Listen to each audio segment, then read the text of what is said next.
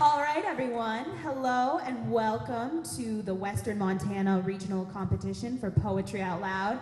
First off, we'd like to extend a huge thank you to our wonderful band over here, the Innocent Bystanders Brass Band. They truly are amazing. So we'll be your hosts tonight. My name is Clara Batchelder. And I am Morgan Solinar, not Izzy Milch. Yep. That was a little misprint. And tonight you are privileged enough to hear several poems recited by an array of amazing young people. And so we will kick it off with an invocation to the muse done by Hellgate High School Poet Laureate Chase Koenig.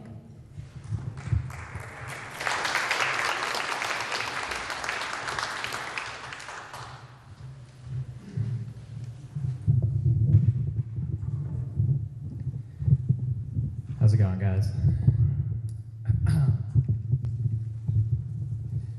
I'd like to start the evening out with actually a couple quotes, both by Bob Dylan, because of course they are. Who else is it going to be from? You know, from an impressionable young person who likes literature. Anyway, the first is about inspiration. Inspiration is hard to come by. You have to take it where you find it.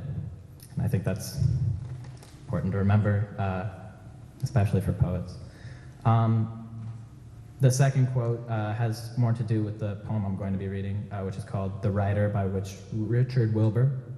And the quote goes, he not busy being born is busy dying. And so here's the actual poem.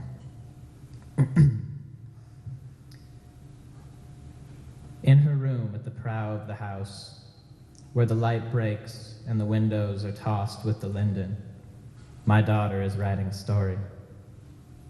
I pause in the stairwell, hearing from her shut door a commotion of typewriter keys, like a chain hauled over a gunwale. Young as she is, the stuff of her life is a great cargo, and some of it heavy. I wish her a lucky passage. But now it is she who pauses, as if to reject my thought and its easy figure. A stillness greatens in which the whole house seems to be thinking.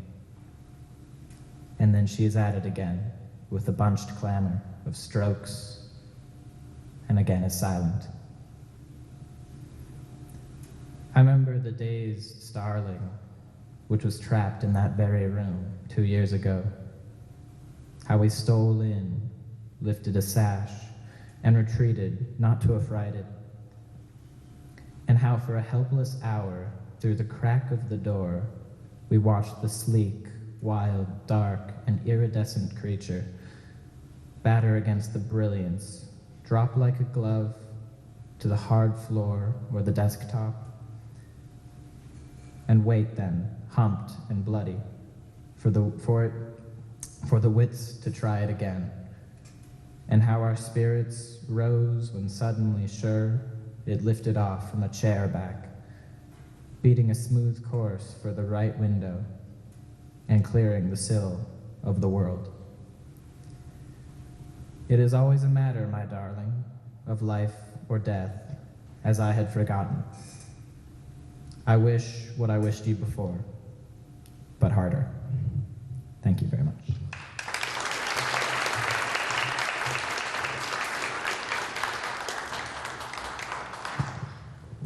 All right, up next is Isabel Lopez.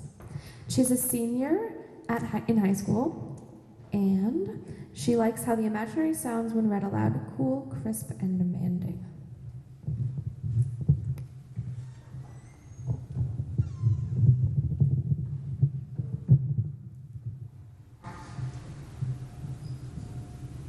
What Horror to Awake at Night by Laureen Niedecker. What horror to awake at night and in the dimness see the light. Time is white, mosquitoes bite. I've spent my life on nothing. The thought that stings. How are you? Nothing. Sitting around with something's wife.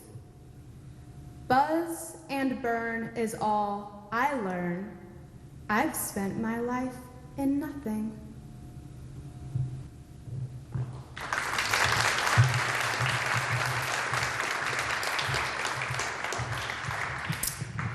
All right, so yeah. Next up, we have Rachel Devine. Just FYI for our contestants, to let you know how the night will work. The judges have to tally their scores. And so we will give you the signal to come up when the judges give us the signal. But a little info about Rachel while we wait. She's a senior at Corvallis High School. And she can make a large pepperoni pizza in 1 minute and 30 seconds, which is quite the feat. As for books, Rachel likes The Power of Three and The Great Gatsby. That's all the info we have on Rachel. We were more prepared last time. We had jokes. This time, we're just going to, we can repeat jokes if you guys enjoy that. Okay. So, Morgan, what does the poet say when he's first introduced to you? I don't know, Clara, what does he say? Have we metaphor? Hilarious.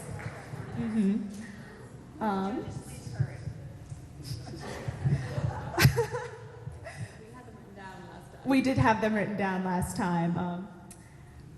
All right.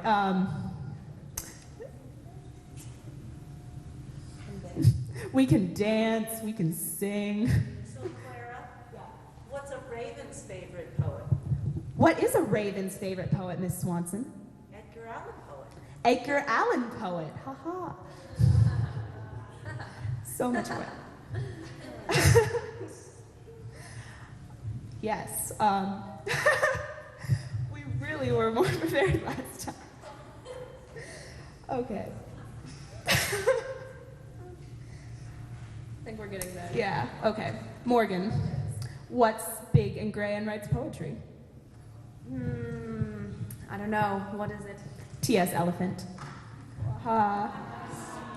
I like that. Yeah. All right. Well, good. We are Sorry, ready to. you don't have to endure us anymore. So next up is Rachel Devine.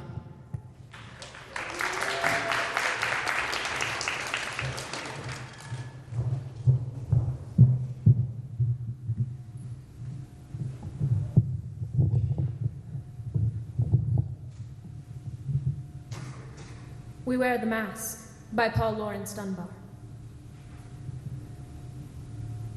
We wear the mask that grins and lies. It hides our cheeks and shades our eyes.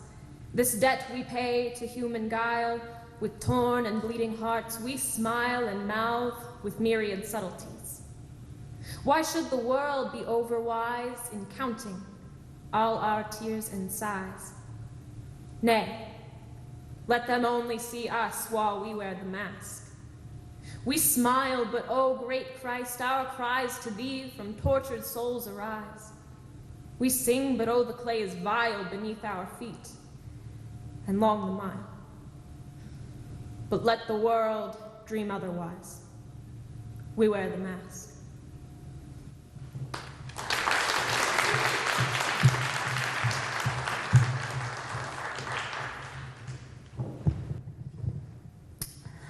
All right. So Morgan has a joke for you, y'all now. All right. Why do cowboys write poetry, Clara? I don't know, Morgan. Why do cowboys write poetry? Well, Clara, because they're inspired by the moves. Yeah. There we go. There aren't many jokes about poetry out there. Just, yeah. All right. A little info about our next contestant before he comes up. Keaton Alexander attends Willard High School here in Missoula. He began writing poetry by reinterpreting Beatles lyrics in 7th grade, and then progressed on to German philosophy, which is an impressive leap, and he plans to pursue music for the rest of his life. Admirable. And we're done. Whoa. Welcome, Keaton.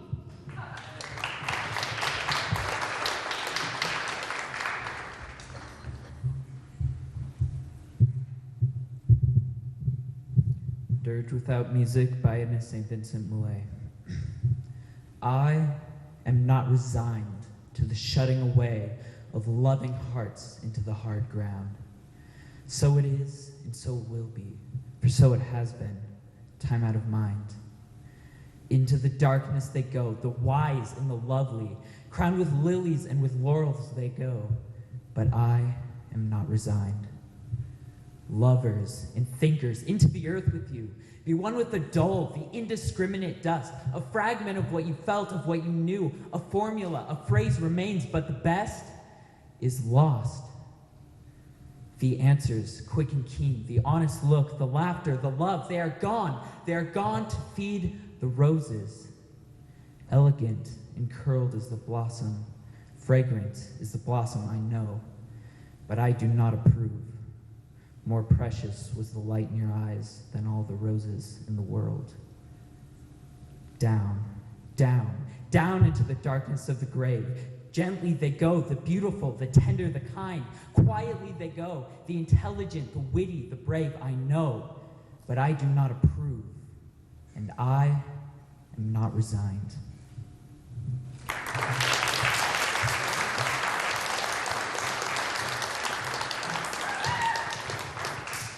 Morgan, what did the poet say to Luke Skywalker? Metaphors be with you. Morgan, how do poets sneeze? Haiku! Woo! So again, a little more information about our next reader. Lee Adler is a junior here at Hellgate High School. He plays the drums in the pep and brass bands, and also in our Innocent Bystanders brass band, who were playing for us earlier. He also is part of the Hellgate Wind Ensemble. His favorite book is The Forever War by Joel Haleman. Yes. He's very tall, too. I know, Lee. All right. If we're still strapped for time, we can talk to you a little. Oh, no, we're not. All right, so welcome, Lee.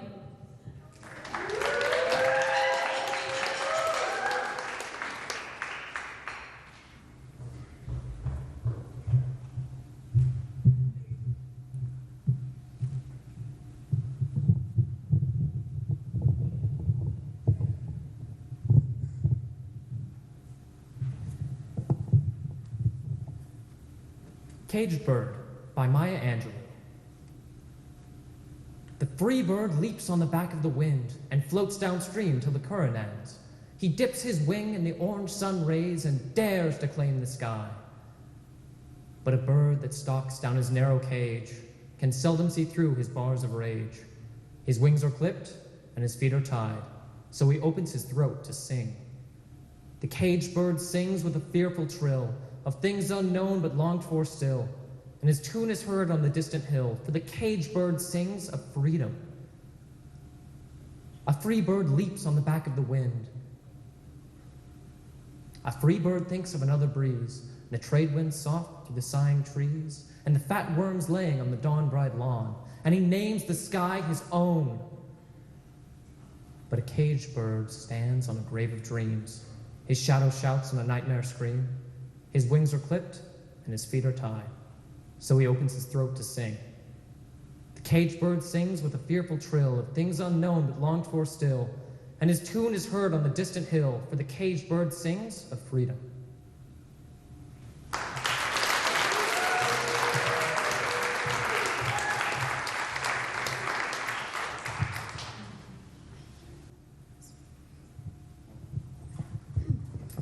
Why didn't the angry farmer divorce his wife when she traded their prize milking cow for a book of poetry? Why didn't he? Because he vowed to love her for butter or verse. Ah. All right, why did the traffic cop give the poet a ticket? Why, Clara? For driving without a poetic license. Work with us. All right. So more info about the next contestant. Ben Charleston is a senior at Willard High School. He competes on Hellgate Speech and Debate, and he likes spinning fire poi in Greeno Park in the summer. Yeah, that's very talented. So, where'd you go? All right, welcome, Ben.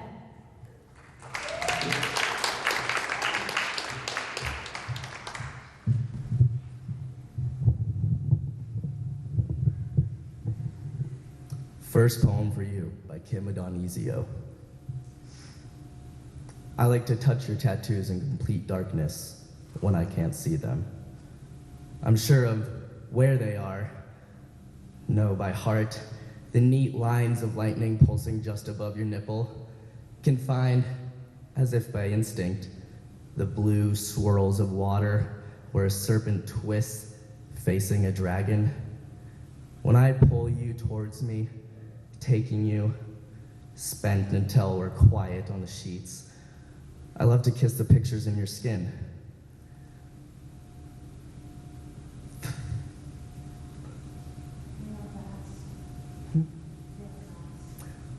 The last until you're seared to ashes.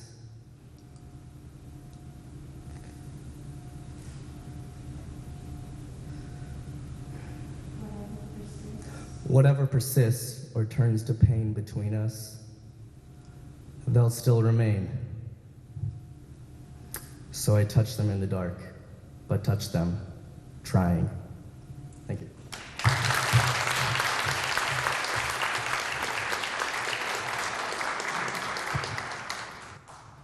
All right, so a nurse is giving a young medical intern a tour of the hospital, and the intern approaches one bedridden patient and asks, "Why are you here?" And the patient replies, "We skelet, cowering timorous beastie, oh, what a panic is in thy breasty."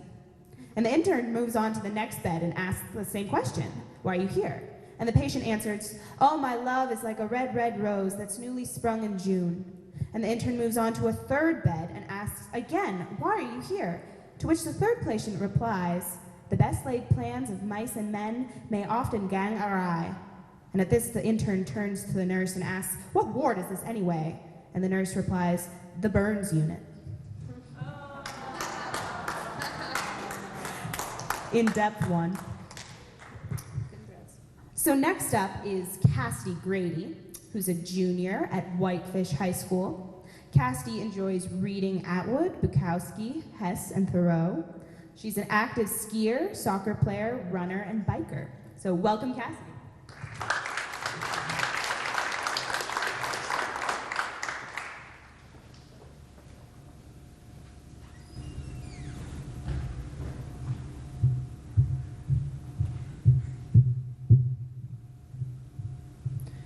The Moon Now Rises to Her Absolute Rule by Henry David Thoreau. The moon now rises to her absolute rule, and the husbandman and hunter acknowledge her for their mistress. Asters and golden reign in the fields, and the life everlasting withers not. The fields are reaped and shorn of their pride, but an inward verdure still crowns them. The thistle scatters its down on the pool, and yellow leaves clothe the river, and naught disturbs the serious life of men. But behind the sheaves and below the sod, there lurks a ripe fruit, which the reapers have not gathered, the true harvest of the year, the boreal fruit, which it bears forever, with fondness, annually watering and maturing it. But man never severs the stalk, which bears this palatable fruit.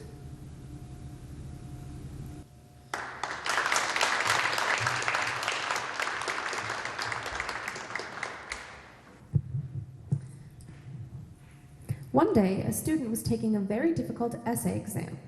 At the end of the test, the professor asked all the students to put their pencils down and immediately hand in their tests. The young man kept writing furiously, although he was warned that if he did not stop immediately, he would be disqualified. He ignored the warning, finished the test, and 10 minutes later, he went to hand the test in to his instructor.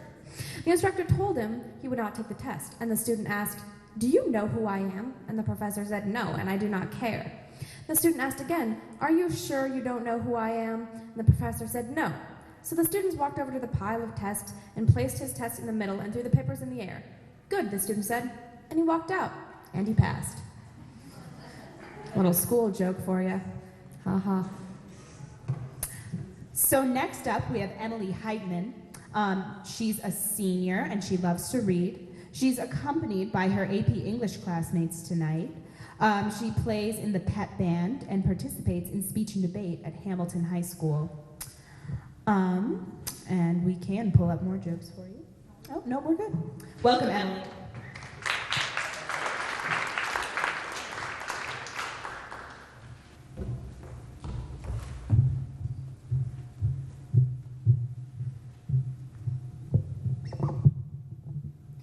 Machines by Michael Donaghy. Dearest, note how these two are alike. This harpsichord Pavane by Purcell and the racer's 12-speed bike. The machinery of grace is always simple. This chrome trapezoid, one wheel connected to another of concentric gears, which Ptolemy dreamt of and Schwinn perfected, is gone. The cyclist, not the cycle, steers, and in the playing, Purcell's chords are played away. So this talk, or touch if I were there, should work its effortless gadgetry of love and melt in, like Dante's heaven, and melt into the air. If it doesn't, of course, I've fallen. So much is chance, so much agility, grace, and feverish care, as harpsichordists and bicyclists prove, who only by moving can balance, and only by balancing, move. Thank you.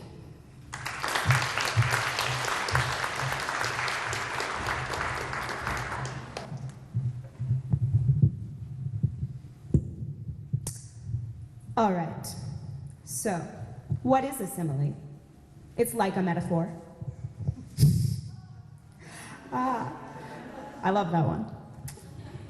So what do you get when you combine Robert Frost and James Bond? The road not shaken, but stirred.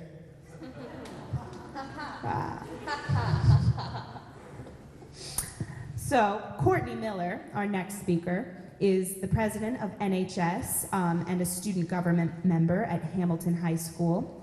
She's a senior. She enjoys singing, dancing, acting, and reading. She wants to make a difference in the world by being an elementary school teacher. Welcome, Courtney.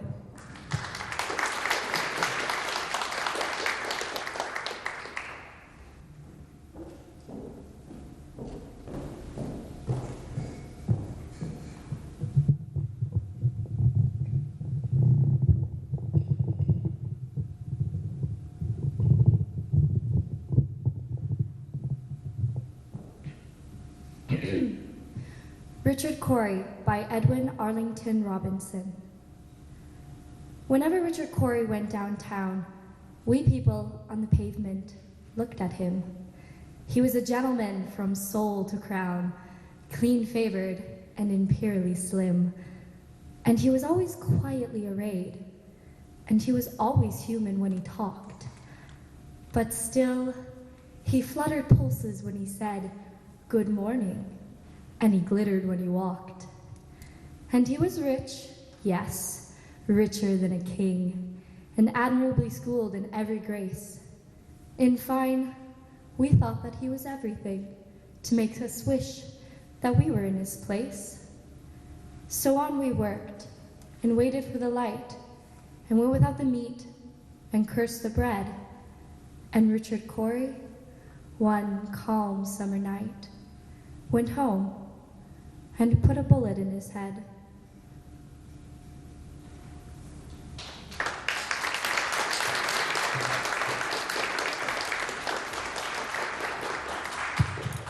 So we thought, while we have this time, that we'd tell you a little bit more about Poetry Out Loud. The National Endowment for the Arts and the Poetry Foundation have partnered with U.S. state art agencies to support Poetry Out Loud, a contest that encourages the nation's youth to learn about great poetry through memorization and recitation. This program helps students master public speaking skills, build self-confidence, and learn about their literary heritage. Yes, it's an amazing competition, and our winners here tonight will have a chance to move on to the state competition, and from there on to the national competition, where they have a chance to win quite a few scholarships. And our next speaker is Esther Lyon del Sordo, who's a freshman here at Hellgate. Her favorite slam poets are Kate Tempest and Shane Koizan. Esther plays the cello, enters short story contests, and plans to pole vault for fun this spring. So welcome, Esther.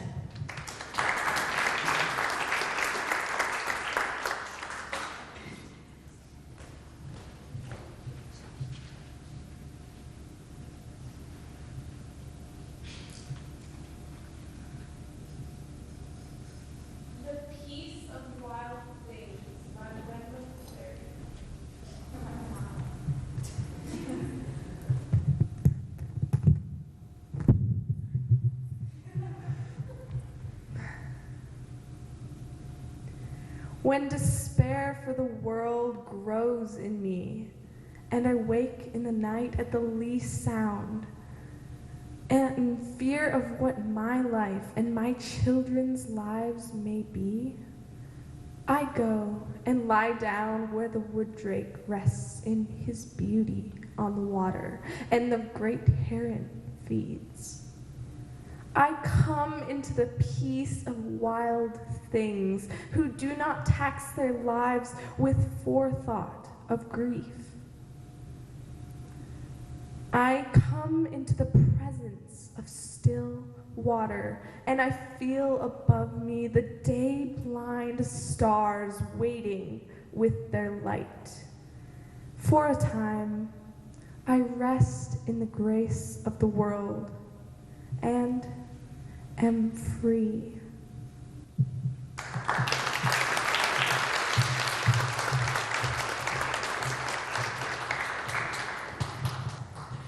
Just to tell you a little bit more about the scholarships and rewards that our contestants here are up for tonight. Each winner at the state level receives $200 in an all expenses paid trip with an adult chaperone to Washington to compete in the national competition that we mentioned earlier. And the state winner's school, and this is a really cool part, receives a $500 stipend for the purchase of poetry books, which has really helped expand the poetry libraries of many schools across the country. And the first runner-up in each state receives $100, along with $200 for her school library.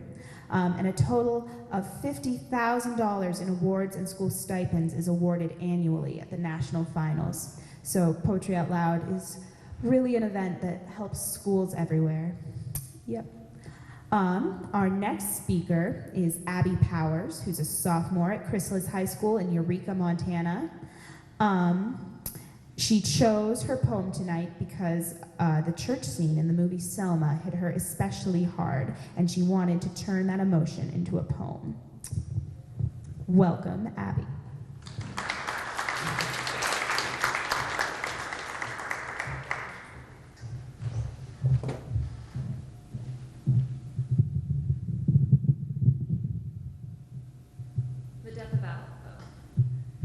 The Death of Allegory by Billy Collins. I am wondering, what became of those tall abstractions that used to pose, robed and statuesque in paintings, and parade about on the pages of the Renaissance, displaying their capital letters like license plates?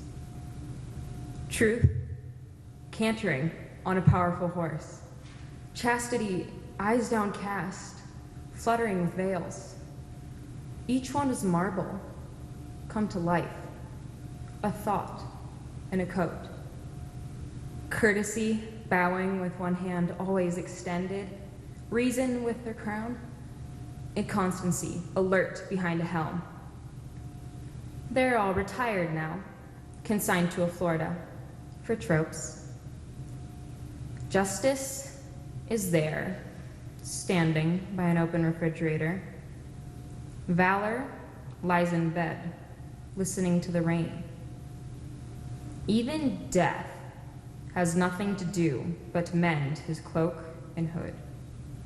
And all their props are locked away in a warehouse. Hourglasses, globes, blindfolds, and shackles. Even if you were to call them back, there are no places left for them to go. No garden of mirth or bower of bliss. The valley of forgiveness is lined with condominiums, and chainsaws are howling in the forests of despair.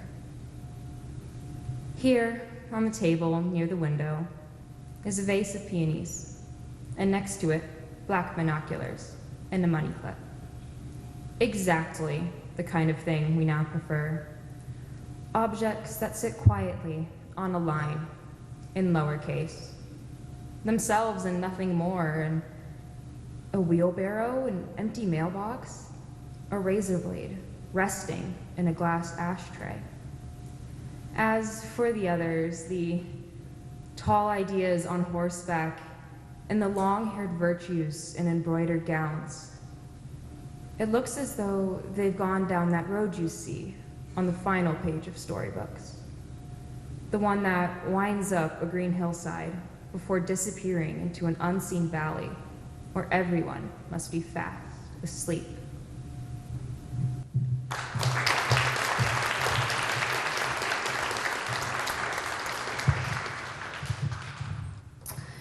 This one is not about poetry, but I think it's a really funny joke. So it's about food, which everyone wants to talk about food, right? Okay. What do you do with a deviled egg? Get an exorcist.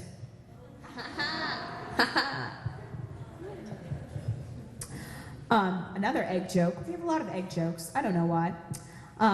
Why do they only eat one egg for breakfast in France? Why, Clara? Because in France, one egg is an oof. An oof. Yes. So our next speaker is Colton Mason, who's a freshman at Corvallis High School. He has 2 cats. He likes to read the Paragon series. Is he? Oh, I guess Colton isn't here tonight. So that means our next speaker is Sarah Hertig, who's a sophomore at Sentinel High School. She dances and sings at On Center's Performing Arts Center here in Missoula.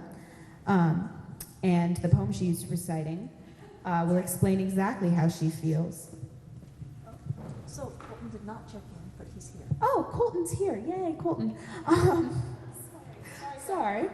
Okay, so Colton, again, is a freshman at Corvallis High School. He has 2 cats, he likes to read the Paragon series, and he plans on going to college and working in a restaurant. All right, welcome, Colton.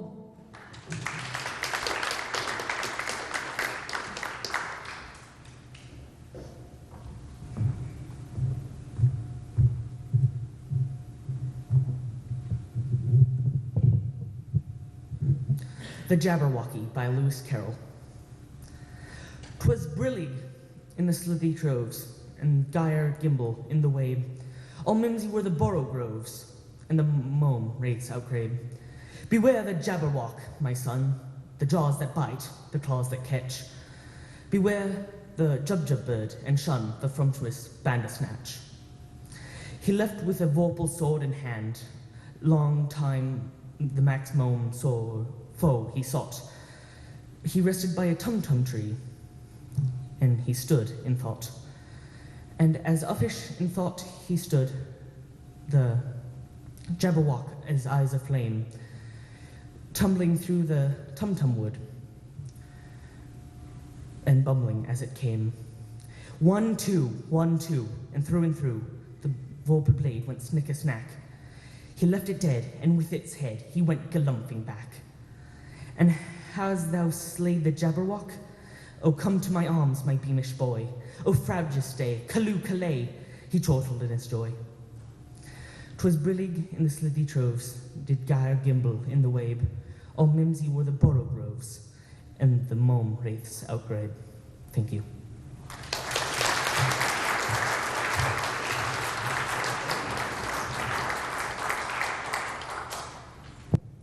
Keeping on with the same food train, I have another joke, but this time it's about chicken, which eggs and chicken kind of makes sense. Okay.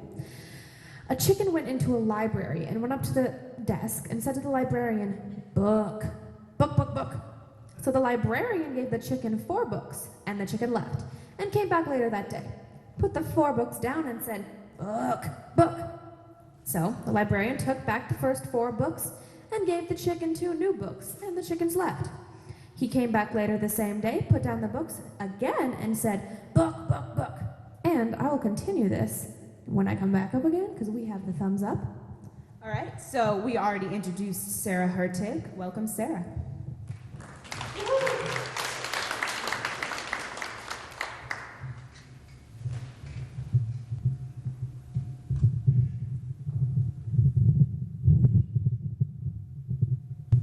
Famous by Naomi Shihab Nye. The river is famous to the fish.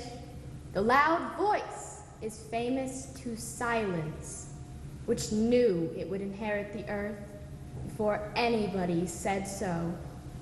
The cat, sleeping on the fence, is famous to the birds watching him from the birdhouse. The tear is famous, briefly, to the cheek. The idea you carry close to your bosom is famous to your bosom. The boot is famous to the ground, more famous than the dress shoe, which is famous only to floors. The bent photograph is famous to the one pictured, and not at all famous to the one who is pictured. I want to be famous to the shuffling men who smile while crossing streets, sticky children in grocery lines, as famous as the one who smiled back. I want to be famous in the way a pulley is famous, or a buttonhole, not because it did anything spectacular, but because it never forgot what it could do.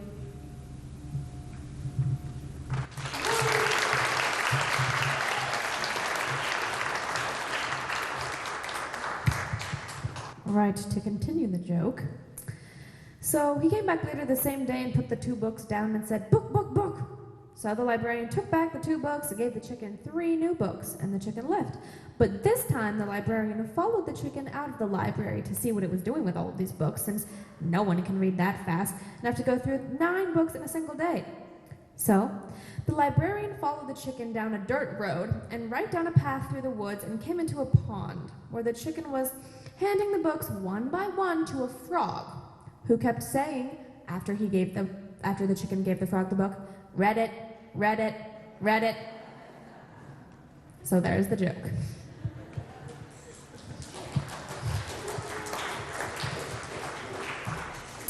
Next up is Lena Babcock from Thompson Falls High School, where she's a senior. She likes reading the Dark Tower series by Stephen King and enjoys wrestling, art club, and baking. So welcome, Lena.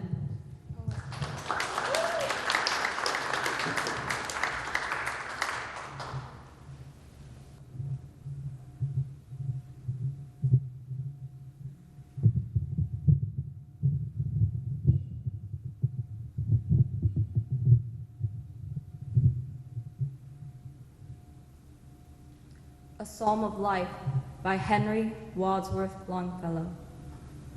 What the heart of the young man said to the psalmist. Tell me not in mournful numbers, life is but an empty dream. For the soul is dead that slumbers, and things are not what they seem. Life is real, life is earnest, and the grave is not its goal. Dust thou art, to dust returnest, was not spoken of the soul. Not enjoyment and not sorrow is our destined end or way, but to act that each tomorrow find us further than today. Art is long and time is fleeting, and our hearts, though stout and brave, still, like muffled drums, are beating funeral marches to the grave.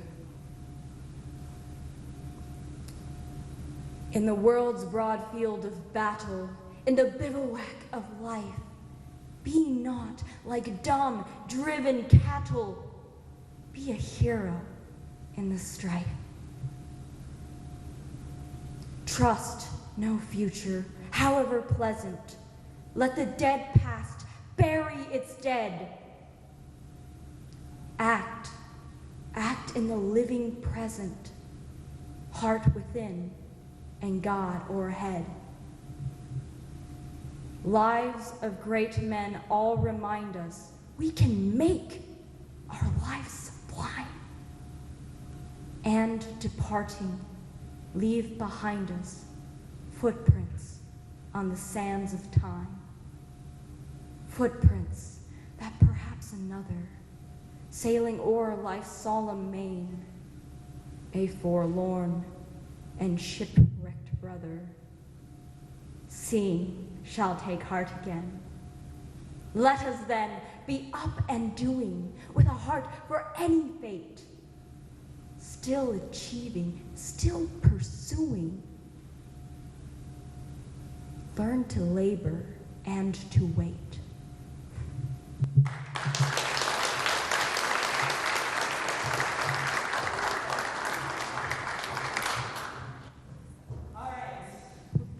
So, what did the snail say as it was riding on the turtle's back? Whee!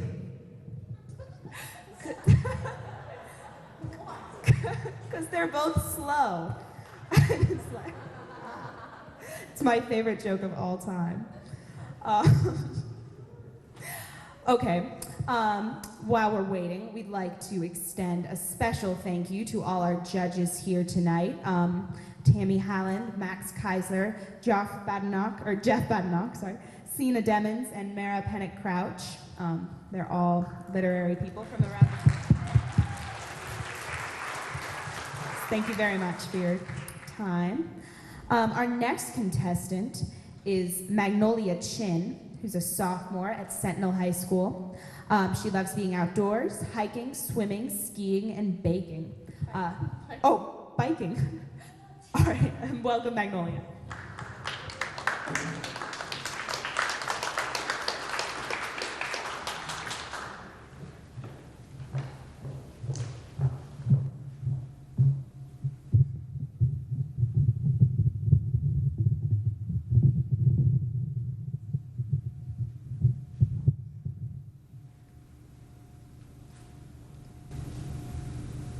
It Couldn't Be Done by Edgar Albert Guest.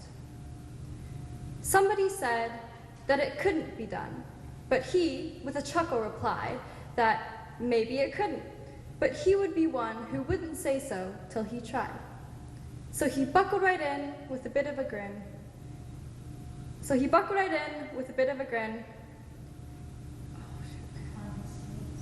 On his face. If he worried, he hid it. He started to sing as he tackled the thing that couldn't be done, and he did it. Somebody scoffed, "Oh, you'll never do that. At least, no one ever has done it." But he took off his coat and he took off his hat, and the first thing we knew, he'd begun it. With a lift of his chin and a bit of a grin, without any doubting or quit it, he started to sing as he tackled the thing that couldn't be done, and he did it. There are thousands to tell you it cannot be done. There are thousands to prophesy failure. There are thousands to point out to you, one by one, the dangers that wait to assail you. But just buckle in with a bit of a grin. Just take off your coat and go to it. Just start in to sing as you tackle the thing that cannot be done, and you'll do it. Thank you.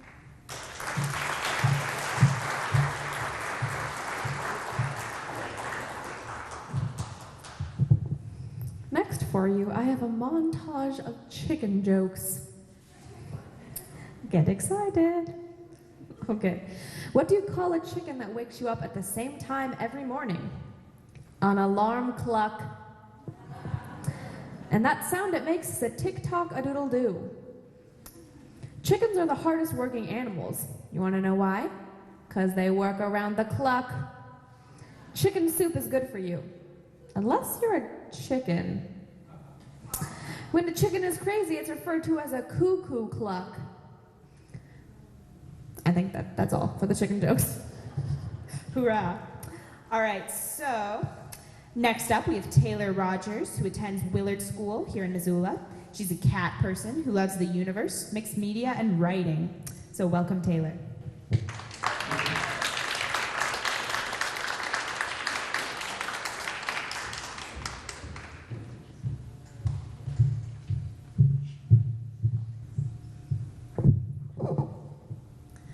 The Applicant by Sylvia Plath. First, are you sort of a person? Do you wear a glass eye, false teeth, or a crutch? A brace or a hook? Rubber breasts or a rubber crotch?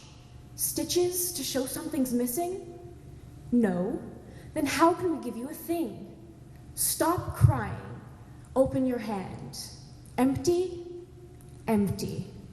Here is a hand to fill it and willing to bring teacups and roll away headaches and do whatever you tell it. Will you marry it? It is guaranteed to thumb shut your eyes at the end and dissolve of sorrow. We make new stock from the salt. I notice you are stark naked. How about this suit? Black and stiff, but not a bad fit. Will you marry it?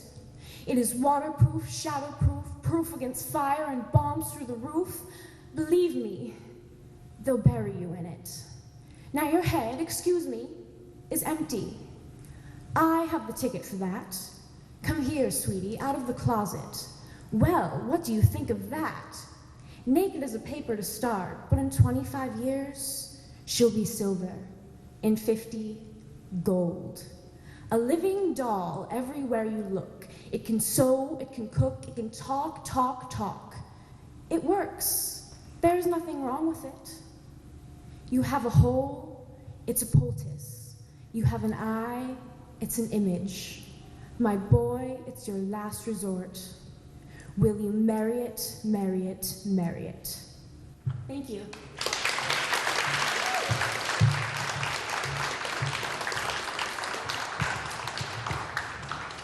And now a tongue twister competition. All right.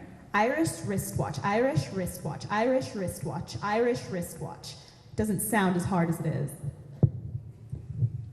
Betty Botter bought some butter.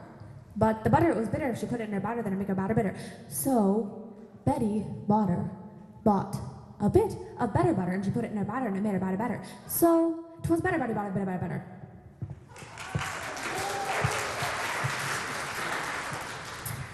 Our next speaker is Nora Gibbons, a junior here at Hellgate High School. She was born in Brooklyn, New York, and likes drama, lacrosse, and Irish step dancing.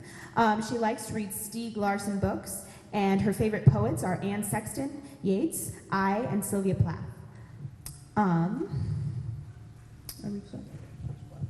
Yeah, so welcome, Nora.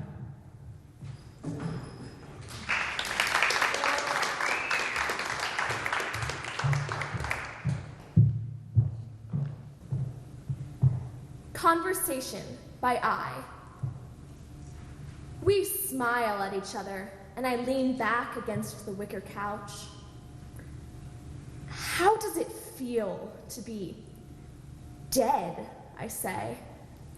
You touch my knees with your blue fingers, and when you open your mouth, a ball of yellow light falls to the floor and burns a hole through it. Don't tell me, I say. I don't want to hear. Did you ever, you start, wear a certain kind of silk dress, and just by accident, so inconsequential you barely notice it, your fingers graze that dress, and you hear the sound of a knife cutting paper. You see it too, and you realize how that image is simply the extension of another image, that your whole life is a chain of words that one day will snap. Words, you say. Young girls in a circle holding hands and beginning to rise heavenwards in their confirmation dresses, like white helium balloons, the wreaths of flowers on their heads spinning. And above all that, that's where I'm floating. And that's what it's like. Only 10 times clearer, 10 times more horrible. Could anyone alive survive it?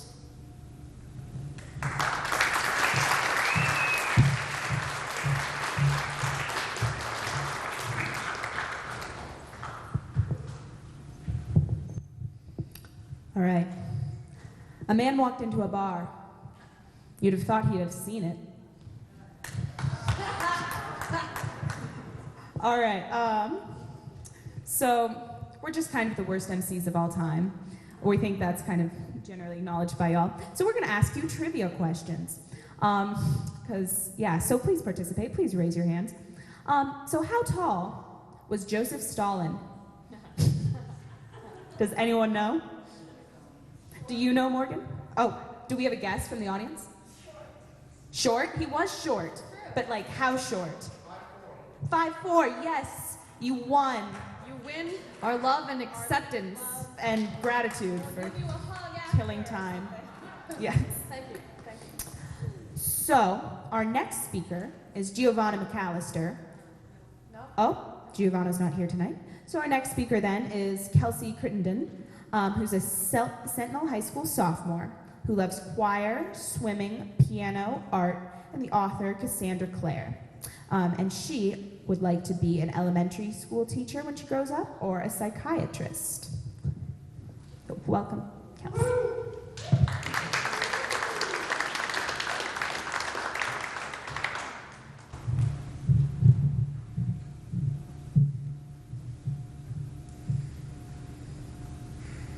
Sweetness by Stephen Dunn. Just when it has seemed I couldn't bear one more friend waking with a tumor, one more maniac with a perfect reason. Often A sweetness has come and changed nothing in the world except the way I stumble through it.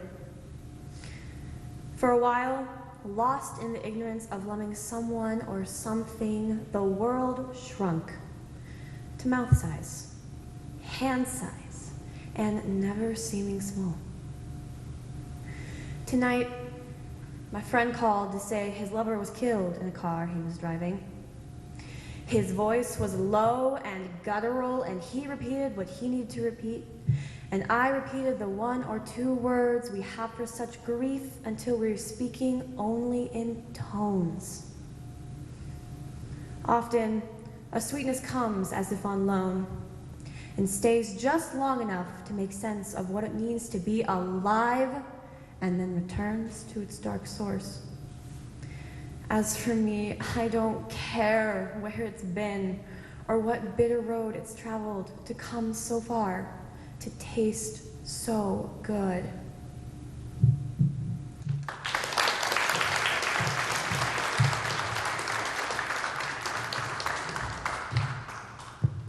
So now we're going to move on to round 2, so you'll get to see all our wonderful speakers again. But before our judges finish up, we have, Miss Gant has something to say to y'all. Oh, all right. We have more trivia. So does anyone here know which 2 cities hosted the first 2 modern Olympic Games, which were held in 1896 and 1900? Anyone? Anyone? Athens is correct. Thank you, Miss Swanson. Does anyone know the second city? Where? Sparta? No, but good guess. Greece is always a solid guess. It was Paris, France in 1900. And we're good. So, again, we have Isabel Lopez.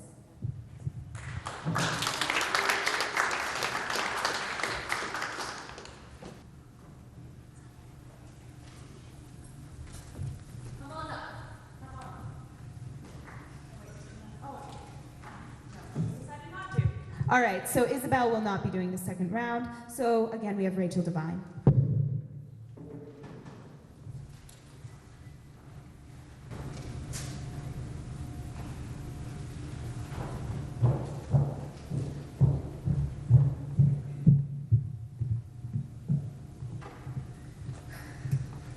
I Am by John Clare. I am. Yet what I am none cares or knows. My friends forsake me like a memory lost. I am the self-consumer of my woes. They rise and vanish in oblivious host, like shadows in love's frenzied stifled throes. And yet I am, and live, like vapors tossed into the nothingness of scorn and noise, into the living sea of waking dreams, where there is neither sense of life or joys, but the vast shipwreck of my life's esteems. Even the dearest that I love the best are strange, nay, rather stranger than the rest. I long for scenes where man hath never trod, a place where woman never smiled nor wept, there to abide with my Creator God, and sleep as I in childhood sweetly slept, untroubling and untroubled where I lie, the grass below, above the vaulted sky.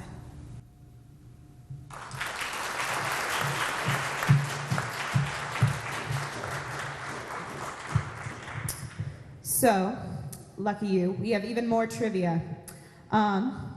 So, Morgan has a question. I do. Keeping on the food train. Woo! All right. Does anyone know the kind of apple that has a shiny green skin and is very tart and crunchy? Shout it out, shout it out. If I had a Granny Smith apple, I would give all of you them. But I don't. So, woo! Good job with you guys. So, the next up is Keaton Alexander. He was born here in Missoula. We have more bio information here. He likes German philosophy, Russian authors, silent film, female poets, and above all, music. Yes. And welcome, Keaton.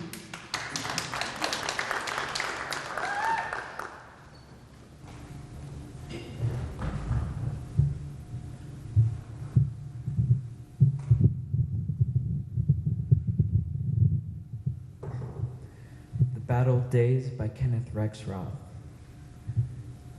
The summer of 1918, I read The Jungle in the Research Magnificent. That fall, my father died, and my aunt took me to Chicago to live. The first thing I did was take a streetcar to the stockyards. In the winter afternoon, gritty and faded, I walked through the filthy snow, through the squalid streets, looking shyly into people's faces.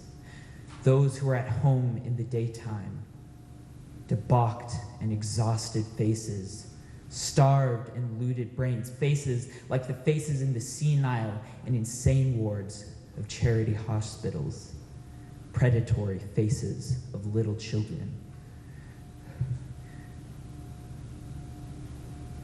Then, as the soiled twilight darkened under green gas lamps and sputtering purple arc lamps, the faces of the men coming home from work, some still alive with the last pulse of hope or courage, some sly and bitter, some smart and silly, most of them already broken and empty.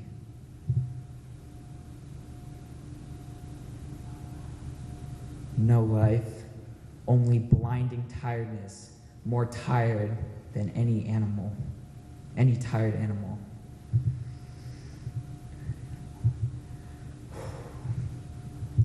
The sour smells of 1,000 suppers of fried potatoes and fried cabbage bled into the streets. I was giddy and sick, and out of my misery, I felt rising a terrible anger, and out of the anger, an absolute vow. Today, the evil is clean and prosperous, but it is everywhere. You do not have to take a streetcar to find it.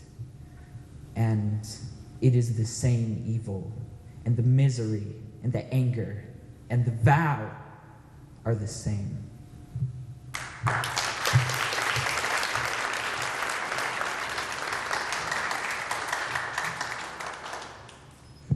Lucky you. More trivia. You're going to learn something tonight. Okay, so who in 1927 was Time's first person of the year? Anyone know? He was a very adventurous man. He flew planes. Lindbergh, you're right. Yeah.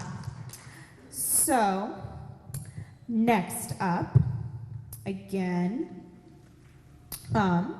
we have Lee Adler, who's born here in Missoula, and welcome, Lee. His dog's name is Charlie, and Charlie is very important to him, and they go on long walks, and welcome, Lee.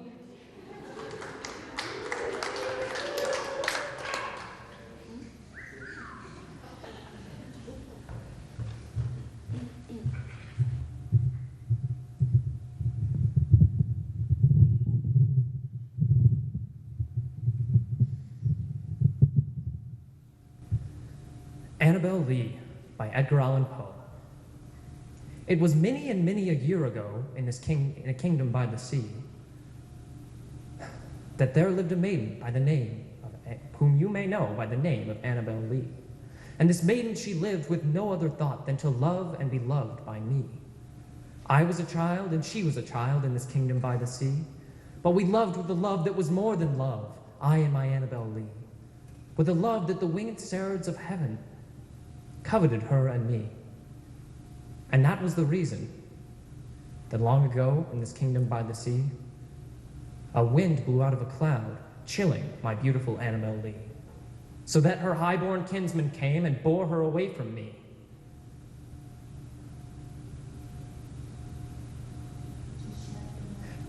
to shut her up in a sepulchre in this kingdom by the sea.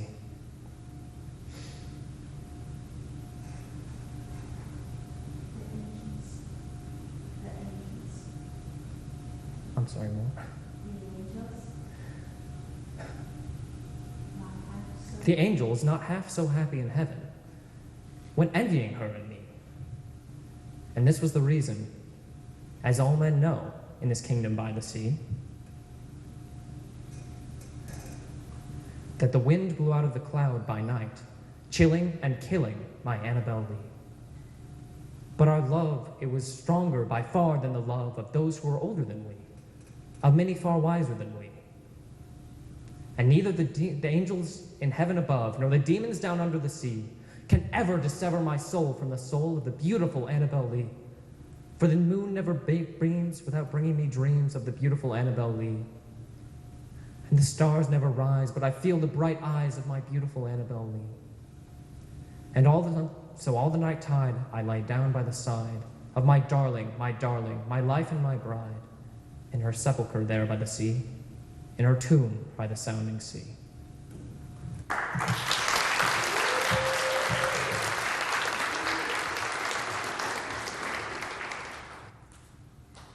Now we have a piece of seasonal trivia. So, what holiday celebrated in February originated from the Roman fertility festival Lupercalia? Yay! Right. This is kind of a trick question. Pizza pies originated in what country? America? No, sadly. Italy. Brilliant. All right. Another food question. What is the most popular breakfast cereal in America? Not Cheerios. I know, right? Frosted Flakes? Got it. Brilliant. Let me get those. Yeah.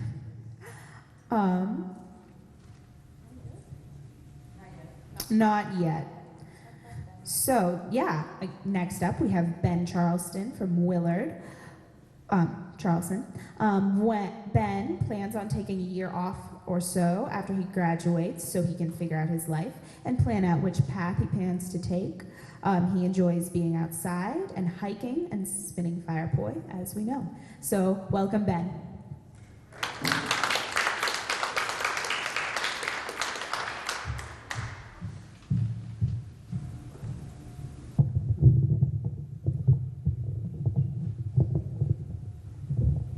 Famous by Naomi Nye. The river is famous to the fish. The silence is famous to the loud voice, which knew it would inherit the earth before anybody would say so.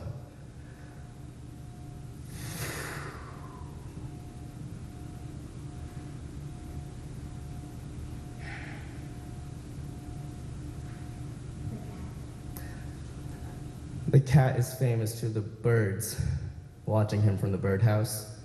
The tear is famous, briefly, to the cheek.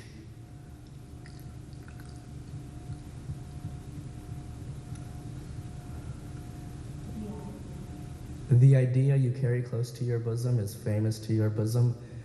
The boot is famous to the earth, more famous than the dress shoe, which is only famous to floors. The bent photograph is famous to the one who carries it, and not at all famous to the one who is pictured. I want to be famous to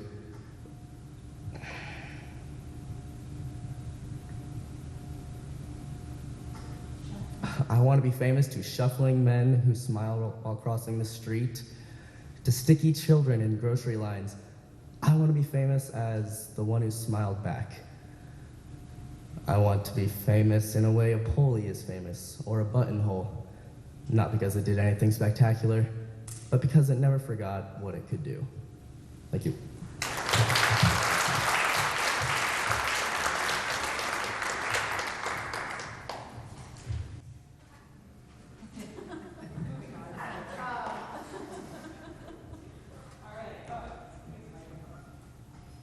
So, why do icebergs float? Why do they float? All right, if you want, you can ask me. They're made of fresh water, which is less dense than salt water. So they float above. Yes.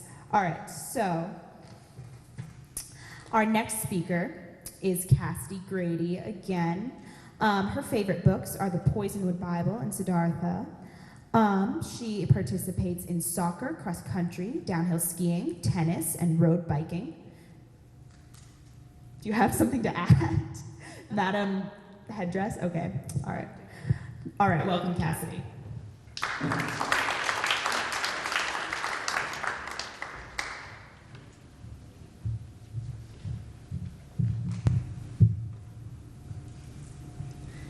The Applicant by Sylvia Plath. First, are you our sort of a person? Do you wear a glass eye, false teeth, or a crutch? A brace or a hook? Rubber breasts or a rubber crotch? Stitches to show something's missing? No? No? Then how can we give you a thing?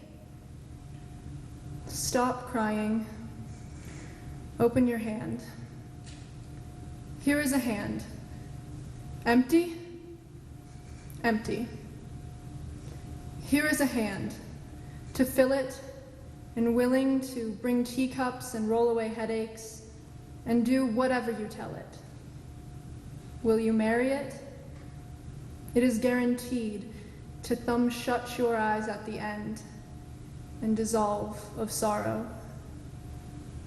We make new stock from the salt. I notice you are stark naked. How about this suit? Black and stiff, but not a bad fit. Will you marry it? It is waterproof, shatterproof, proof against fire and bombs through the roof. Believe me, they'll bury you in it. Now your head, excuse me, is empty. I have the ticket for that. Come here, sweetie, out of the closet. Well, what do you think of that? Naked as paper to start, but in 25 years, she'll be silver. In 50, gold. A living doll everywhere you look. It can sew, it can cook, it can talk, talk, talk.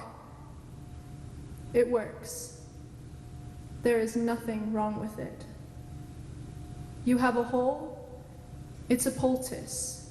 You have an eye, it's an image. My boy, it's your last resort. Will you marry it? Marry it. Marry it.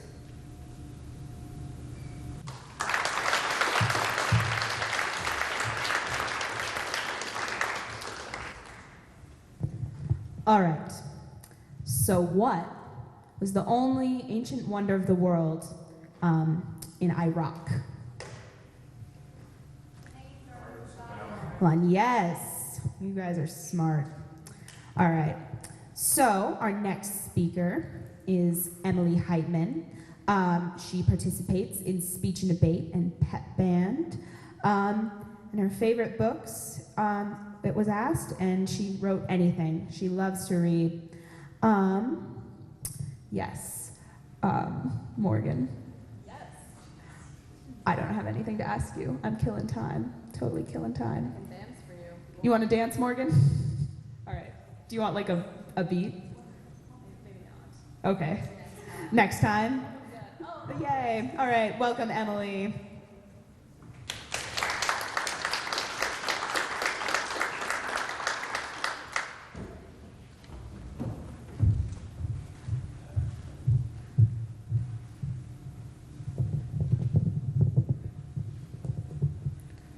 To an Athlete Dying Young by A.E. Houseman. The time you won your town the race, we cheered you through the marketplace. Man and boy stood cheering by, and home we brought you, shoulder high. Today, all runners come, shoulder high we bring you home, and set you at your threshold down, townsman of a stiller town.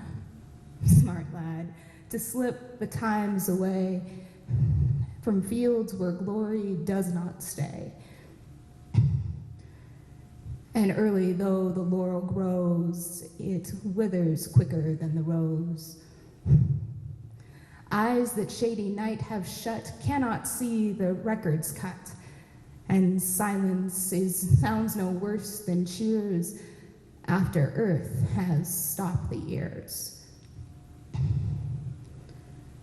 Now you will not swell the routes of lads who wore their honor out, runners who renown outran, and the name died before the man. So set before its echoes fade the fleet foot on the sill of shade, and hold to the low lintel up the still defended challenge cup. And on that early laureled head will flock to see the strengthless dead, and will find on that laureled head, and will find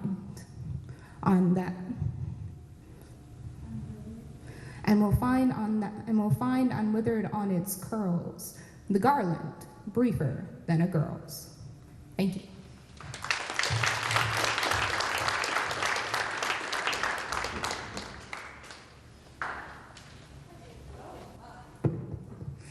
I think it might be time to give a little bit more information about us, don't you think, Clara? Yes, Okay, well, trivia question at that. Does anyone know what my favorite pastry is? Wait, what was that? What was that in the tech booth? That is very true. Congratulations, you guys, whoever you are. I don't know who you are or anything like that. Back to some real trivia.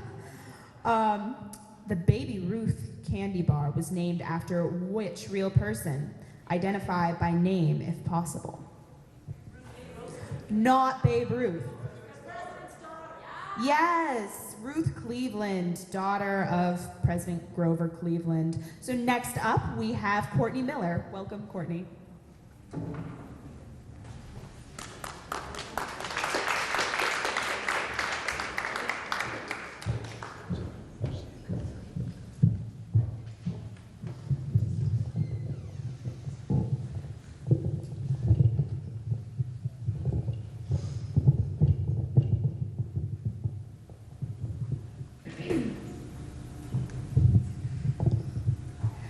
Ovation by Carol Musk Dukes.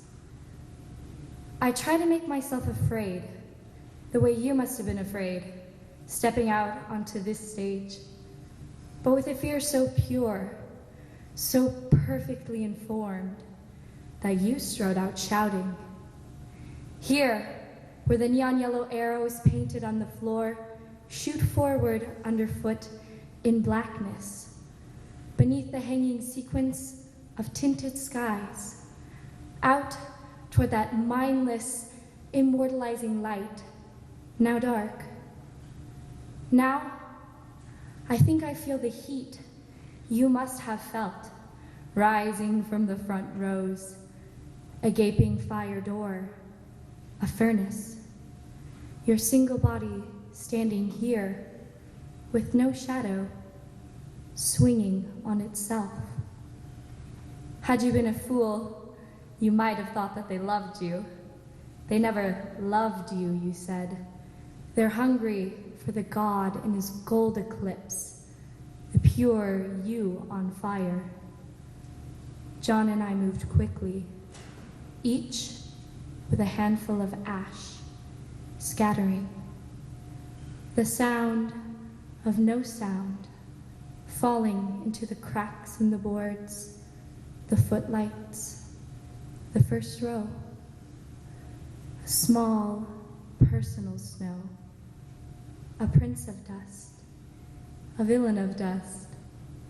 Each part you played, recomposing. I opened my hand. I let you go. Back into the lines you've learned. Back into the body and the body's beauty. Back to the standing ovation. Bow after bow after bow.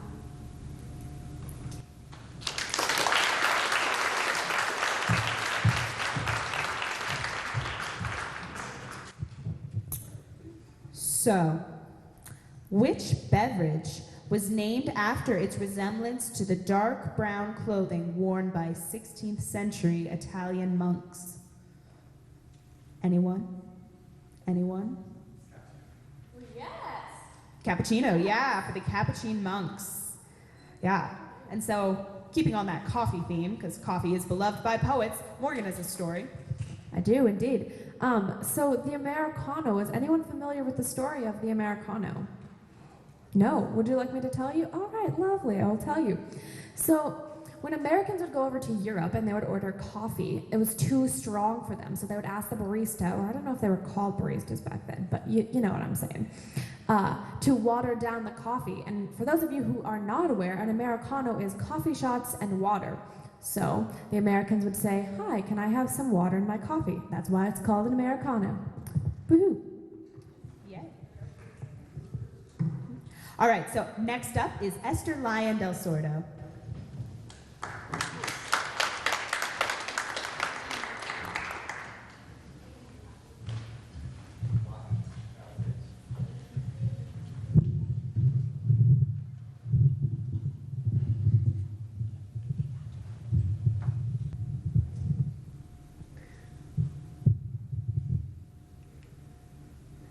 Monet Refuses the Operation by Liesl Mueller. Doctor, you say there are no halos around the streetlights in Paris, and what I see is an aberration caused by old age and affliction. I tell you, it has taken me all my life to arrive at the vision of gas lamps as angels, to soften and blur and finally banish the edges you regret I don't see, to learn that the line I called the horizon does not exist, and sky and water so long apart are the same state of being. 54 years before I could see, Rouen Cathedral is built of parallel shafts of sun, and now you want to restore my youthful errors? Fixed notions of top and bottom, the illusion of three-dimensional space, wisteria separate from the bridge it covers. What can I say to convince you the Houses of Parliament dissolve night after night to become the fluid dream of the Thames? I will not return to a universe of objects that don't know each other, as if islands were not the lost children of one great continent. The world is flux, and light becomes what it touches, becomes water, lilies on water, above and below water, becomes lilac and mauve and yellow and white and cerulean lamps, small fists passing sunlight so quickly to one another it would take long streaming hair inside my brush to catch it, to paint the speed of light. Our weighted shapes, these verticals, burn to mix with air and change our bones, skin close to gases. Doctor, if only you could see how heaven pulls earth into its arms, and how infinitely the heart expands to claim this world. Blue vapor without end.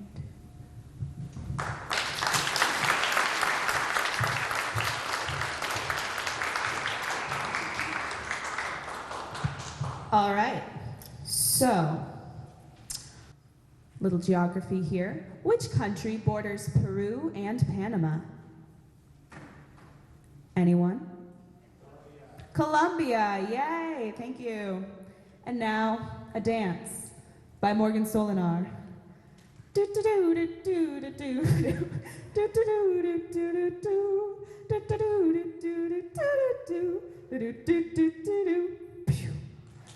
Woo.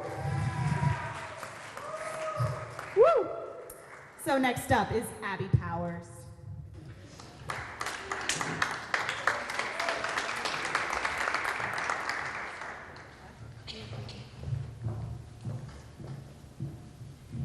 The Ballad of Birmingham by Dudley Randall. Mother dear, may I go downtown instead of out to play and march the streets of Birmingham in the Freedom March today? Oh, baby, no. You may not go, for the dogs are fierce and wild. Clubs and hoses, guns and jails aren't good for a little child.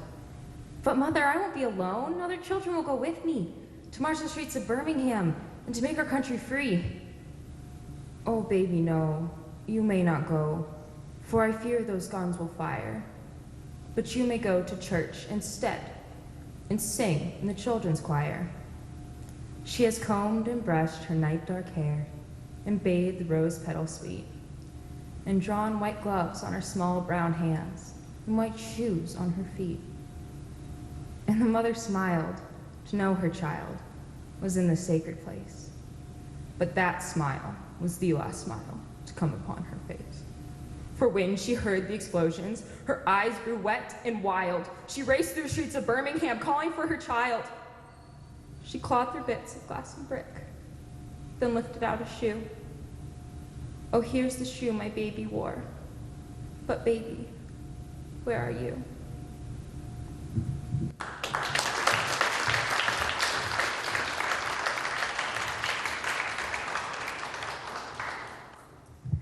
So, more trivia. Sorry, it's the best we've got. Not sorry at all.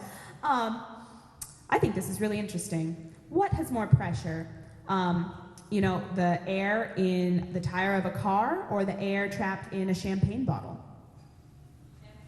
In a champagne bottle. Like the air pressure inside of a champagne bottle is like 3 times the air pressure inside the tires in your car. Isn't that fascinating? Yes.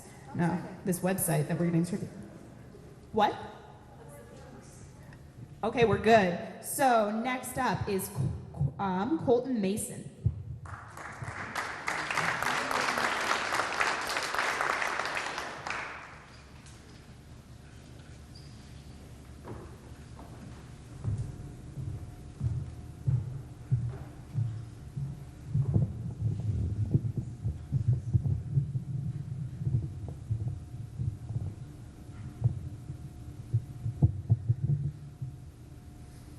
The Pied Beauty by Gerald Manley, I forget his last name, Hopkins.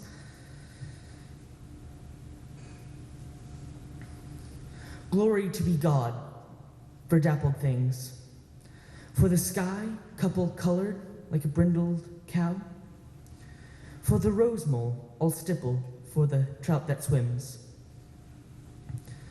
for landscapes plotted and pieced, folded, fouled, and plowed. All trades, their gears, trim, and trade.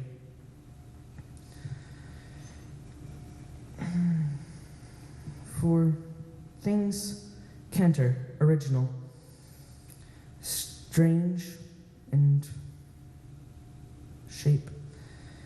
For freckled and fickle, who knows how.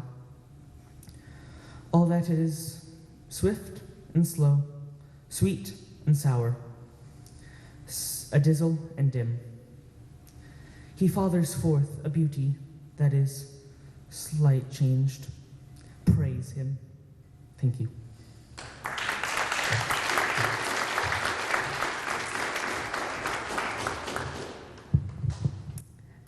you guys know this, but there's a very limited amount of appropriate jokes on the internet. So that, explains the lack of jokes. But the people want jokes, so I will take a moment to think about these. Just kidding. Clara has a joke. Fantastic. I have one last poetry joke.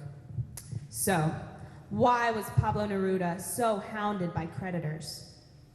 Because he owed so much. Yeah. I think that one qualifies as a good joke. Solid. Next person. So, our next speaker is Sarah Hertig, and she, for extracurricular activities, dances, acts, and sings. And when she grows up, she'd like to participate in the performing arts or become a Spanish teacher. So welcome, Sarah.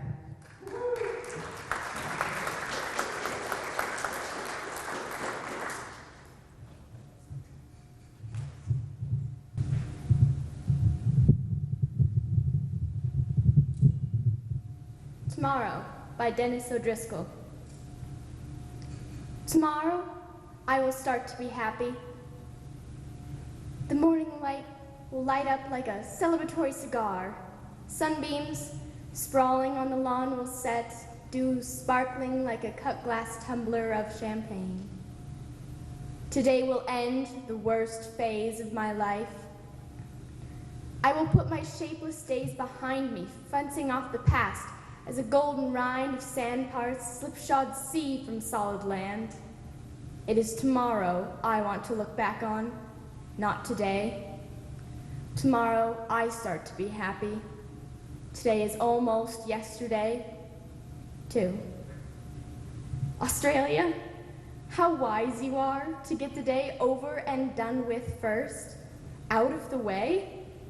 You have eaten the fruit of knowledge, while we're still dithering about which main course to choose. How liberated you must feel, how free from doubt. The rise and fall of stocks, today's closing prices are revealed to you before our bidding has begun.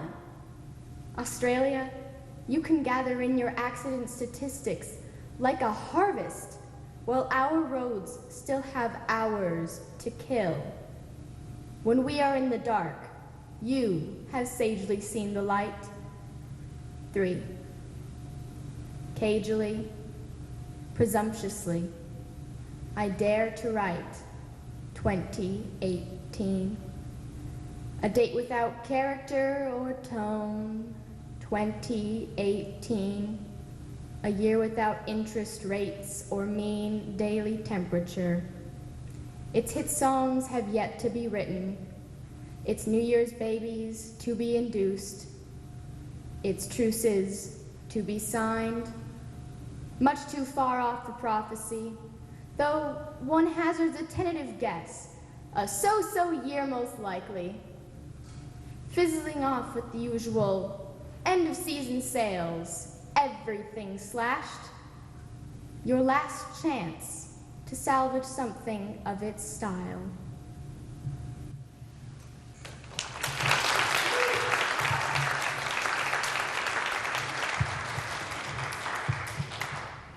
And now a montage of knock-knock jokes. Okay, I've got a great knock-knock joke, but you have to start it, okay? Okay, knock-knock. Who's there? Not cool, Clara, not cool. Why you gotta play me like that? Okay, knock-knock. Who was there? Dwayne. Dwayne who? Dwayne the bathtub, I'm drowning. All right, knock-knock. Who's there? Snow. Snow who? Snobody's there. All right, it's my turn. Knock-knock. Who's there? King Tut. King Tut who? King Tutty Fried Chicken. Our next speaker is Lena Babcock from Thompson Falls High School. She has a cat named Stripe, and she enjoys wrestling, art club, and baking. So welcome, Lena.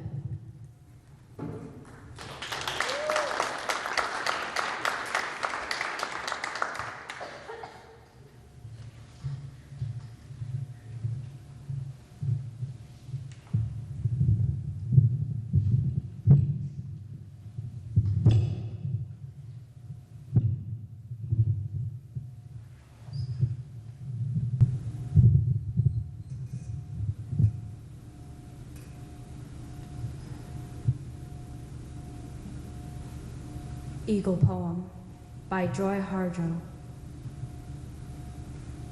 To pray, you open your whole self, to sky, to earth, to sun, to moon, to one whole voice that is you.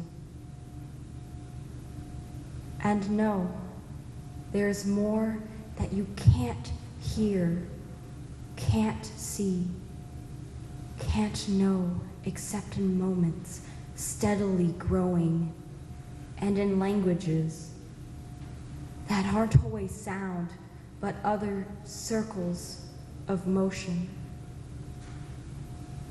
Like eagle that Sunday morning over Salt River, circled in blue sky, and wind swept our hearts clean with sacred wings. We see you, see ourselves, and know we are truly blessed because we were born and die soon within a true circle of motion.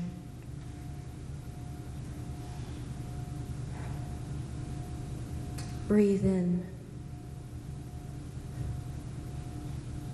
knowing, oh gosh, excuse me.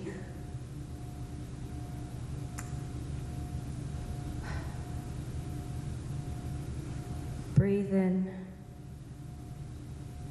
knowing.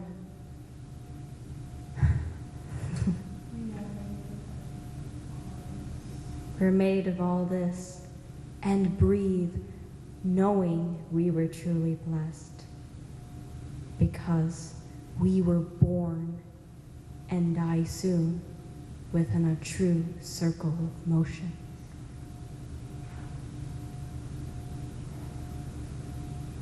Like eagle rounding out the morning inside us, we pray that it will be done in beauty, in beauty.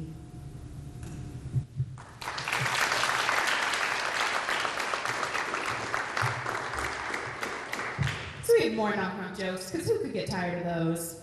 So, Knock, knock. who's there? Impatient cow. Impatient cow? Moo! Knock, knock. Who's there? A little old lady. Little old lady who? I didn't know you could yodel, Clara Batchelder. Knock, knock. Who's there? Olive. Olive who? I love you. Aww. Cutie pie. Knock, knock. Who's there? Justin. Justin who? Justin Bieber. I mean, just in time for dinner. Woo. Okay. Well, that failed. So next up is Magnolia Chin. Her favorite book is, or series, is The Lord of the Rings by J.R.R. Tolkien. Is that a go?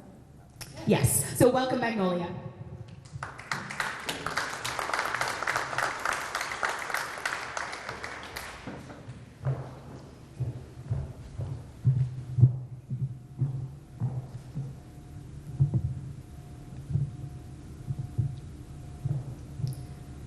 Caged Bird by Maya Angelou.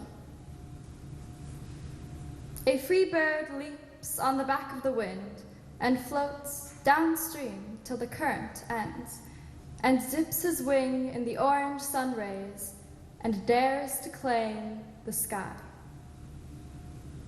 But a bird that stalks down his narrow cage can seldom see through his bars of rage. His wings are clipped and his feet are tied, so he opens his throat to sing. The caged bird sings with a fearful trill of things unknown but longed for still. His tune is heard on the distant hill, for the caged bird sings of freedom. The free bird thinks of another breeze, and the trade winds soft through the sighing trees, and the fat worms waiting on a dawn-bright lawn, and he names the sky his own. But a caged bird stands on the grave of dreams. His shadow shouts on a nightmare scream. His wings are clipped and his feet are tied. So he opens his throat to sing. The caged bird sings with a fearful trill of things unknown but longed for still. And his tune is heard on the distant hill, for the caged bird sings of freedom. Thank you.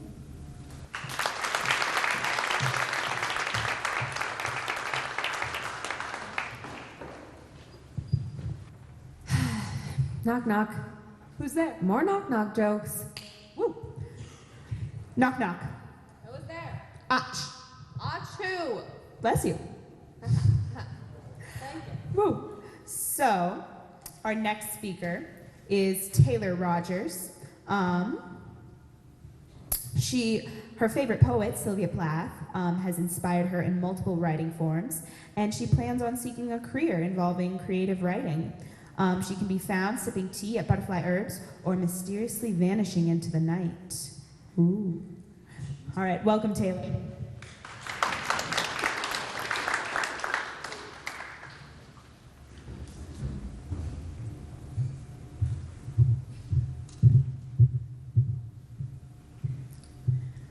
Planetarium by Adrienne Rich.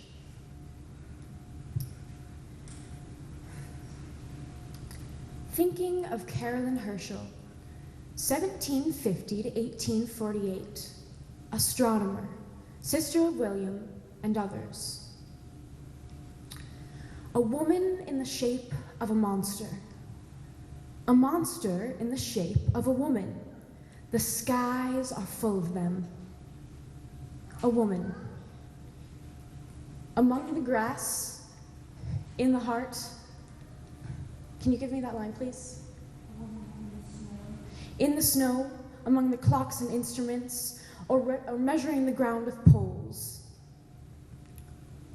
In her 98 years to discover 8 comets, she whom the moon ruled, like us, levitating into the night sky, riding the polished lenses. Galaxies of women there doing penance for impetuousness, ribs chilled in those spaces of the mind. An eye, the real, precise, and absolutely certain from the mad webs of Uranusborg, encountering the nova. Every impulse of light exploding from the core as the life flies out of us. Tycho whispering at last, let me not seem to have lived in vain. What we see, and seeing is changing. Can you give me the next slide? The light that shrivels a mountain and leaves a man alive, heartbeat of the pulsar, heart sweating through my body. The radio impulse pouring in from Taurus. I am bombarded, yet I stand. I have been standing all my life on the direct path of a radio of signals, the most accurately transmitted, most untranslatable language in the universe. I am a galactic cloud so deep, so involuted that a light wave could take 15 years to travel through me, and has taken. I am an instrument in the shape of a woman trying to translate pulsations for the relief of the body and the reconstruction of the mind. Thank you.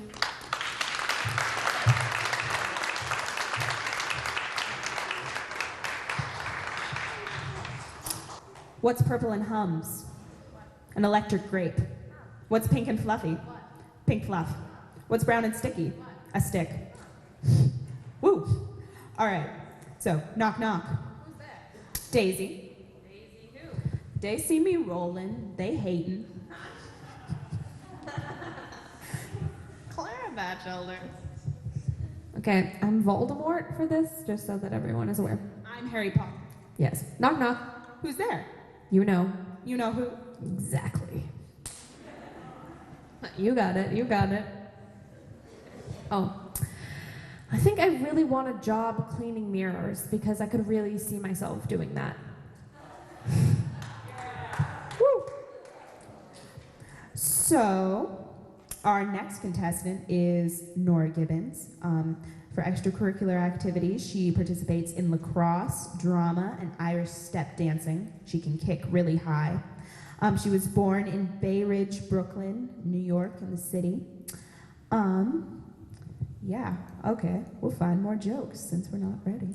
Oh, good. Yay, Nora, welcome.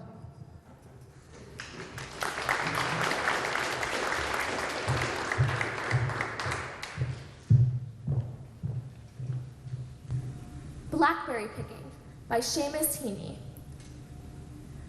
Late August, given heavy rain and sun for a full week, the blackberries would ripen. At first, just one, a glossy purple clot, among others, red-green, hard as a knot. You ate that first one, and its flesh was sweet, like thickened wine. Summer's blood was in it, leaving stains upon the tongue and a lust for picking. The then red ones inked up, and that hunger sent us out with milk cans, pea tins, jam pots, where briars scratched and wet grass bleached our boots. Round hayfields, cornfields, and potato drills, we trekked and picked until the cans were full, until the tinkling bottom had been covered with green ones, and on top, big, dark blobs burned like a plate of eyes. Our hands were peppered with thorn pricks, our palms sticky as bluebeards. We hoarded the fresh berries in the byre. But when the bath was filled, we found a fur, a rat-gray fungus glutting on our cachet. The juice was stinking too. Once off the bush, the fruit fermented. The sweet flesh would turn sour. I always felt like crying. It wasn't fair that all the lovely canfuls smelt of rot. Each year, I hoped they'd keep, knew they would not.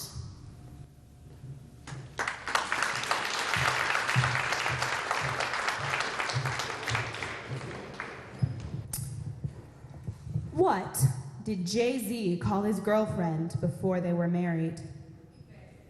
Fiance. All right. What did one twin say to the other? There's not enough womb in here for the two of us. What did the pirate say when he turned 80? I'm 80. I'm 80. I'm 80. Okay. Yes. Why did Mozart kill all of his chickens? Because when he asked them who was the best composer, they said, Bach, Bach, Bach, Bach, Bach. Those chicken jokes, man. All right. What did Snow White say when she came out of the photo booth? Someday my prince will come. Okay. So, next up, we have Kelsey Crittenden.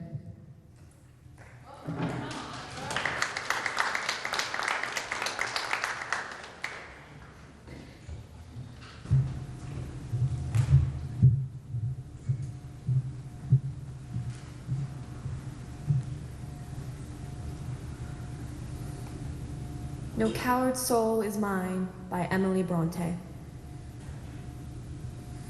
No coward soul is mine, no trembler in the world's storm-troubled sphere.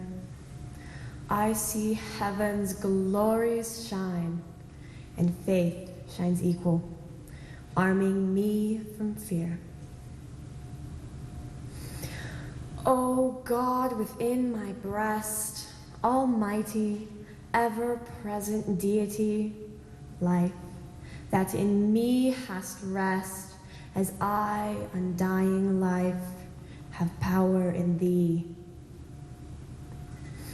Vain are the thousand creeds that move men's heart, unutterably vain, worthless as withered weeds. or eyeless froth amid boundless main. To awaken doubt in one, holding so fast by thy infinity, so surely anchored on the steadfast rock of immortality. With wide embracing love, thy spirit animates eternal years, pervades and broods above, changes, sustains, dissolves, creates and rears. Though earth and moon were gone, and suns and universes ceased to be, and thou wert left alone, every existence would exist in thee. There is not room for death, nor atom that his might could rear void. Since thou art is my being and breath, and what thou art may never be destroyed.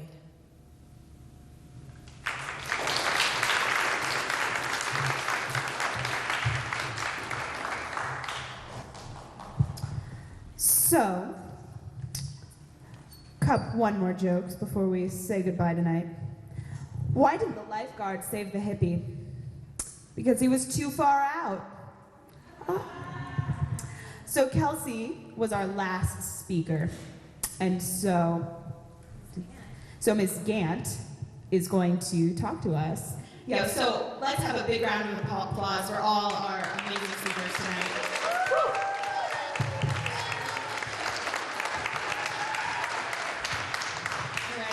And also a big hand to these girls, MCs. I've never heard that many jokes in a row in my entire life. That was good. Sometimes. Just kidding. Okay, I'll tell you guys some other jokes later. Okay. I just want to acknowledge all the families that are here tonight that came, and teachers also that came with your students, because without your support and listening to them practice and getting them here on time and just loving poetry yourself, probably, they might not be here. So thanks. Moms, dads, siblings, grandparents. I know that Debbie Hendricks has been tallying for years and years at all these events. She's been at every single one. And she teaches English here at Hellgate, and let's give her a hand.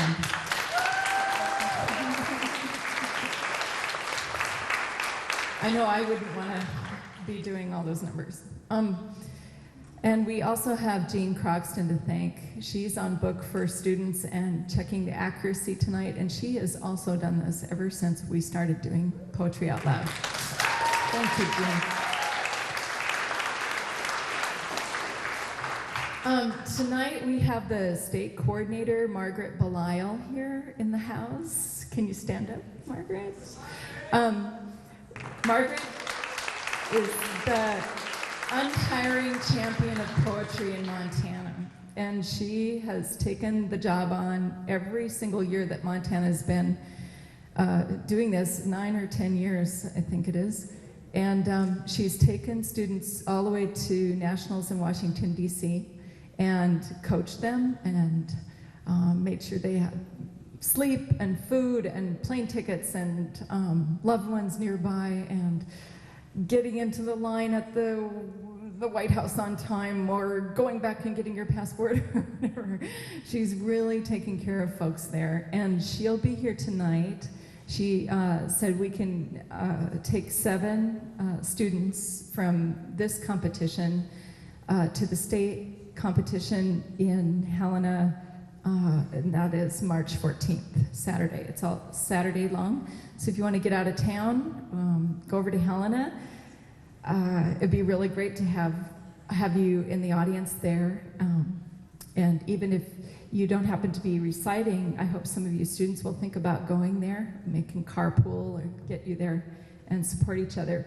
The western region of Montana, our region, actually has the most schools that are represented.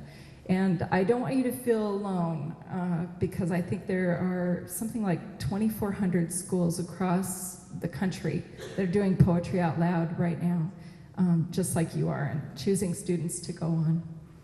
Another person that we have here tonight who's a celebrity, a poet celebrity, is Tammy Halen. She's our Poet Laureate of Montana. And so we have her to thank to judge tonight. That's really special. And she's here partially supported by Montana Humanities Council. Oh boy, right. Humanities Montana, they changed the name a while ago. Also judging, we have Jeff Badnock, who's sort of a tireless poet lover himself. And a bookseller right here, Mara. I'm gonna murder your name, Mara. No, I'm not. I'm gonna read it. Mara Panich Crouch. Good, right. Well, thank you. This is your first time judging, I think. And you might agree it's kind of a tough job. And I was very impressed by the choices that you students made, by your courage, by just staying right in the moment, right with the words, even if you were nervous, and bringing us all this emotion and power of the word. And thank you, Mara, for judging. And last but not least, we have another tireless champion of words and poetry and literature, Sina Demens, who's and Sina has taught for many, many years now. She teaches teachers and keeps us all on the up and up and gives us new ideas. And I know she's a lover of poetry too. And we're really, really lucky to have her here tonight judging. So there are a lot of benefits, of course, educational benefits and whatnot of memorization. And yes, I'm filibustering a little bit, but Debbie is getting those numbers there. But I think that the thing that's the most valuable about memorizing poetry is just that you then have a poem or two by heart. And that's always yours. And you live in that poem, with that poem, saying it out loud or saying it to yourself or while you're walking, when you're really happy, when you're really down, when you're across,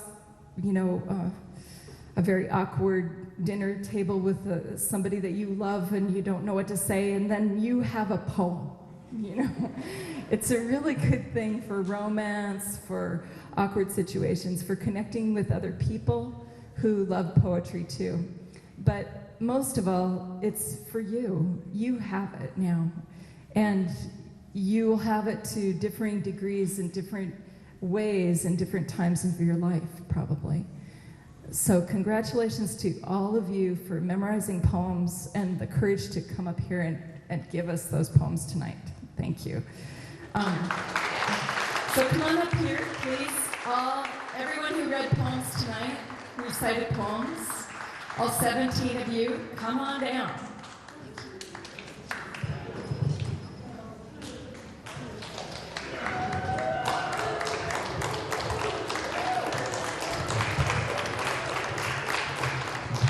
And if you brought your camera and you want a picture of the group, or you want to zoom in on your student, don't be shy, come right down and have a picture. All right. Now, when these 7 people that I'll single out here go to state, you start all over again.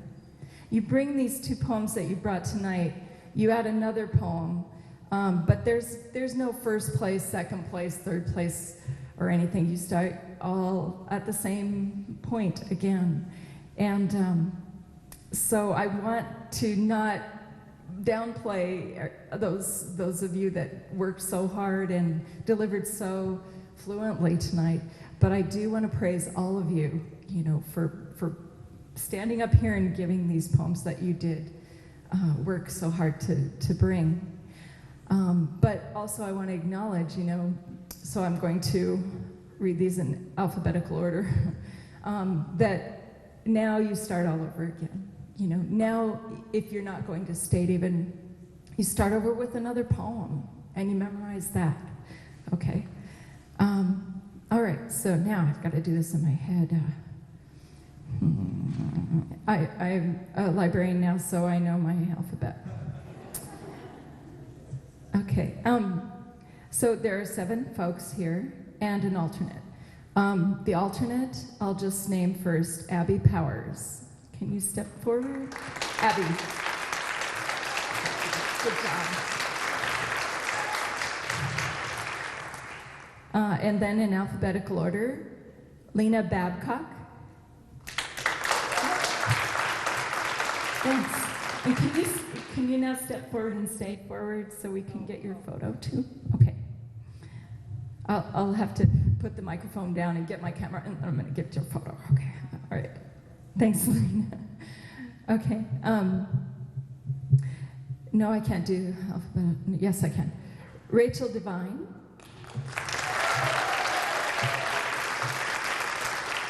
Nora Gibbons. Cassidy Grady.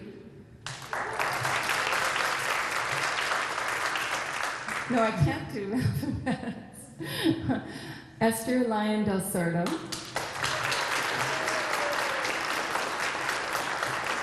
Taylor Rogers.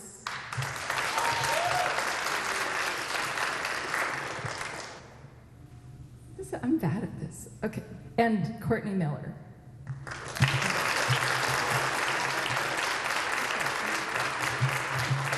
All right.